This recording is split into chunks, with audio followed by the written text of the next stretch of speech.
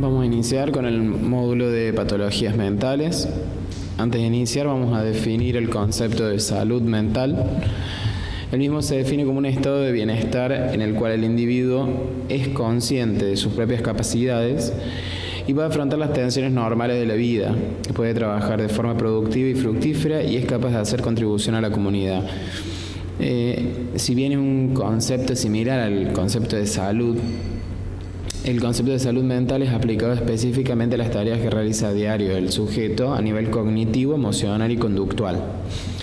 En cambio, el concepto de salud o salud física tiene que ver no con la ausencia de enfermedad, sino con un equilibrio psico-biosocial, donde ahí estaría incluido la salud mental. Los trastornos mentales, a su vez, se consideran que hay una alteración de algún tipo, de tipo emocional o cognitivo o de comportamiento. También pueden estar afectados los procesos psicológicos básicos como la emoción, la motivación, la cognición, la conciencia, la conducta, la percepción, la sensación, el aprendizaje, el lenguaje, entre otros. Según la Organización Mundial de la Salud, se considera enfermedad mental grave a los trastornos psiquiátricos graves, por ejemplo, esquizofrenia, bipolaridad, trastorno de personalidades en general, y que conllevan un grado variable de discapacidad y de disfunción social, laboral y personal. Esto es importante debido a que para poder subclasificar cualquier tipo de patología mental hay que ver cómo afecta al individuo en sus esferas familiares, laborales, conductuales, familiares, sobre todo, porque es ahí donde por lo general se puede detectar, ¿no? Pero en sí, para poder clasificarla de grave, moderada o leve, siempre se tienen en cuenta cuánto le afecta al sujeto lo cotidiano. Mientras más le afecte, más grave será la patología, y mientras menos lo afecte, será leve la patología que esté teniendo el individuo. Además, dice, estos trastornos se mantienen en el tiempo y aparecen acompañados de una cierta minusvalía que le impide la integración al entorno de forma autónoma. Esto de que le empiece a afectar a diversas áreas y no poder manejarse solo en lo cotidiano. Antes empezamos a dar unos tips relacionados con esta temática para poder iniciar, y esto sería, según la Organización Mundial de la Salud, en el mundo alrededor 1 de cada 4 personas sufre algún trastorno mental a lo largo de su vida, pudiendo ser de carácter crónico o agudo, o tener un episodio agudo o eventual, dependiendo si es producto de un hecho que ha tenido el individuo, un choque emocional, ¿sí? Por otro lado, dice, la Organización Mundial calcula que aproximadamente el 20% de los niños o las niñas y adolescentes del mundo tienen trastornos mentales graves. Los trastornos neuropsiquiátricos figuran entre las principales causas de discapacidad entre los jóvenes. En el 2020, la depresión será la segunda causa de mayor discapacidad en el mundo después de las enfermedades cardíacas. Igual, la relación es estrecha entre depresión y enfermedades cardíacas. La depresión es el trastorno mental frecuente que afecta a 350 millones de personas en el mundo, perturbando más a la mujer que al hombre. Estadísticamente afecta más a la mujer debido a hormonas. En realidad no tiene que ver con el género, sino con la segregación de hormonas femeninas y masculinas. Otra cosa a destacar es que cualquiera puede desarrollar una enfermedad mental. Si bien la ciencia nos dice que hay predisposiciones genéticas a determinadas enfermedades mentales, el ambiente, ¿sí?, o las situaciones cotidianas pueden llevarnos a desarrollar algún tipo de patología de este tipo. Estudios recientes mantienen que el 83% de las personas con enfermedad mental alega la discriminación social, y el estigma es uno de los principales obstáculos de su recuperación. ¿Sí? El miedo a ser diagnosticado no es tanto por una autoexigencia o por una autocrítica, sino más bien por el qué piensa el otro, y sobre todo lo laboral, ¿no? Esto de poder conseguir trabajo al ser diagnosticado, ¿no? O las minusvalías cotidianas que puede llevar a sentir por parte de la familia o amigos. Las enfermedades mentales suelen no ser comprendidas por la sociedad en general. El 83% de la población en general afirma que desconoce qué es la esquizofrenia, por ejemplo, ¿no? Por dar un nombre. La esquizofrenia por lo menos tiene menos desconocimiento, si bien no se conoce, por lo menos no tiene conceptos errados. No lo es, por ejemplo, la bipolaridad, que al tener un uso tan vulgar o un uso común, se confunde o una ciclotimia normal o cambios anímicos marcados con esta patología. Por decir una, sino también podría ser el trastorno borderline, también la desinformación y el uso vulgar de la palabra va destruyendo, o lo poco que tenemos de conocimiento va ensuciándose por conceptos mal explicados o mal usados. Además dice, el estigma que sufren las personas con enfermedades mentales y la discriminación provoca que algunas de estas personas muestren reticentes a recibir tratamiento médico especializado.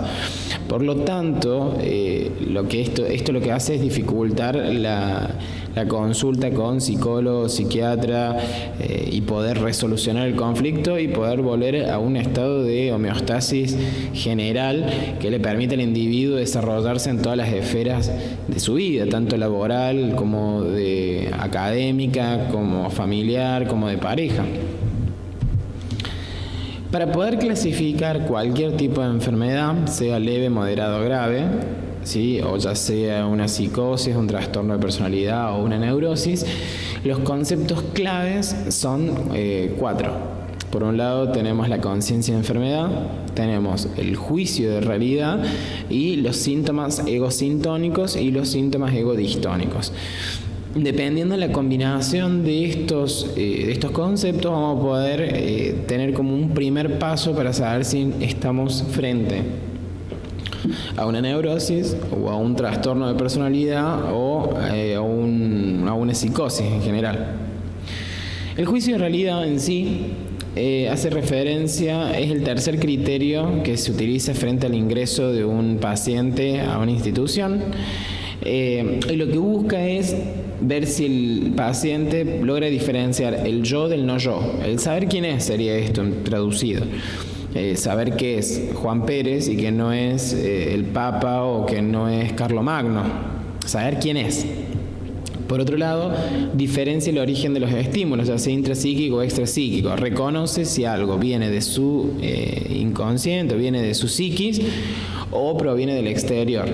Y al revés.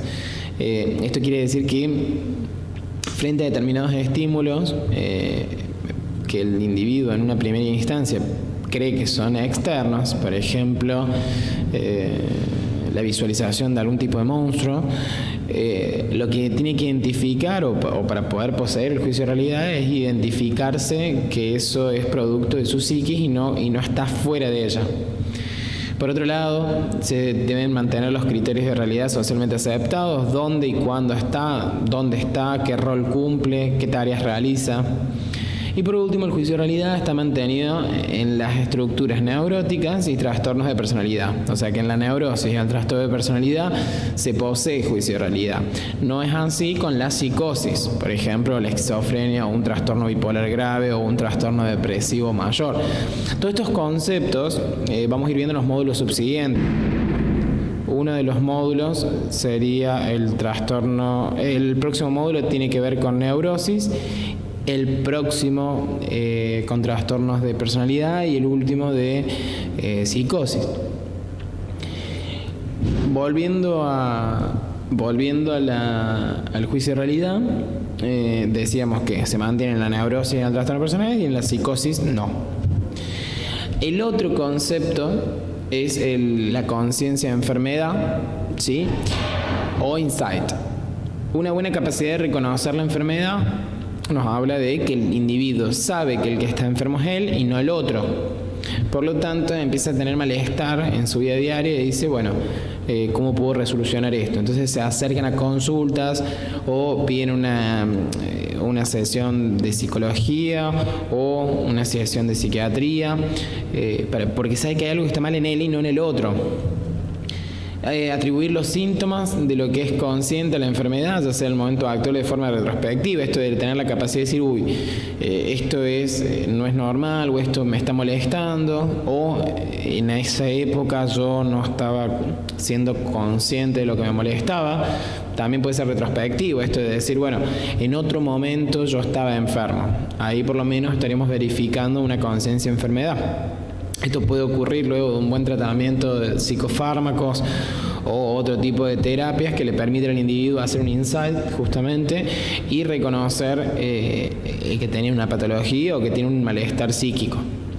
La capacidad para predecir las consecuencias que a nivel social conlleva la enfermedad, esto de ver que la patología no le está permitiendo trabajar o relacionarse de manera correcta después de muchos vínculos fallidos o muchas peleas interpersonales o la incapacidad de mantener un trabajo en el tiempo, son todos indicadores que el individuo que tiene conciencia de enfermedad hace contacto, y los que no lo tienen culpan al otro o culpan al exterior de estas inconsistencias tanto a nivel laboral o académico o de relaciones interpersonales. Además, la capacidad de reconocer la eficacia del tratamiento sobre la enfermedad, esto es decir, ahora estoy mejor que antes, o por lo menos identificar que lo que está tomando es para poder restablecerse y notar las mejorías o ver el cambio, ¿no? Dicho en otras palabras, no tener conciencia de la enfermedad hace que este tipo de pacientes no se ajusten bien a los tratamientos, ¿sí? Esto es, si no la poseen, no va a notar los cambios o va a sentir que se siente ahora mal y antes no.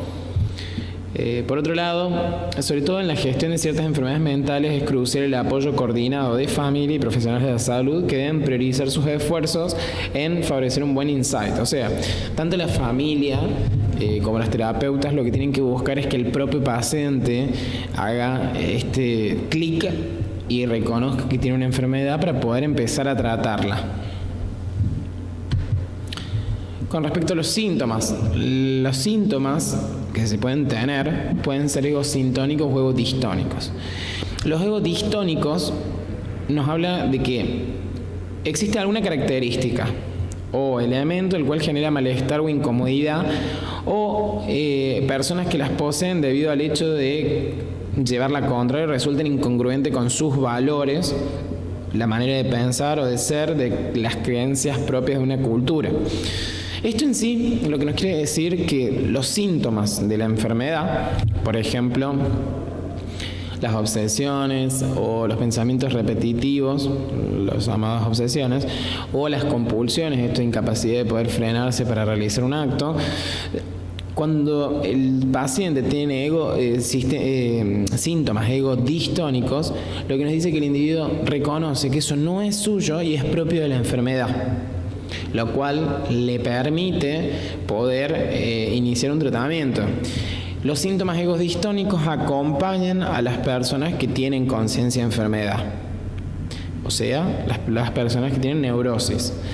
Las personas que tienen neurosis reconocen que hay algo, que un síntoma o situaciones que no son propias de su personalidad y que son parte de la patología, que puede que todavía no sepan que tienen una patología, pero saben que no es propio.